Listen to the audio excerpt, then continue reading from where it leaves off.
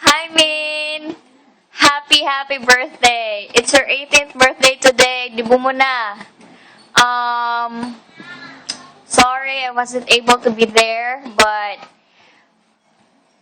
gusto ko lang umabot sa iyo ngayong araw na to, yung greetings ko. Kaya, eto, nag-e-effort para mag-video, kahit kahiya-hiya, kahit na may pimples pa ako. Ano ba?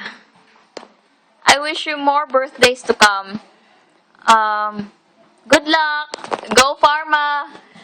Tatapusin natin ang Pharma! And no to boyfriends muna, Min. Alam mo naman, mahirap na. Ano nga ba?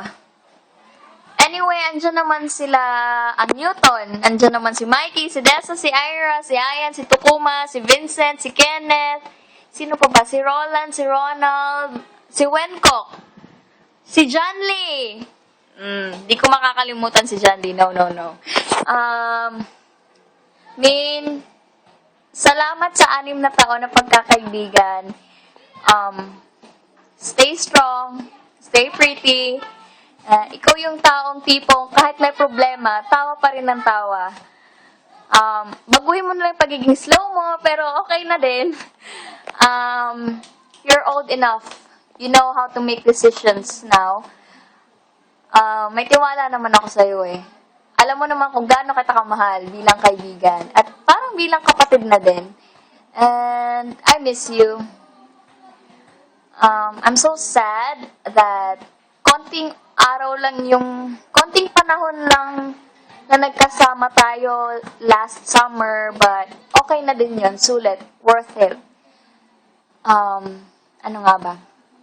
My birthday gift, maybe pag nakita na tayo ulit, pagkabalik ko, or somewhat like that. May gusto lang akong kantahin para sa'yo.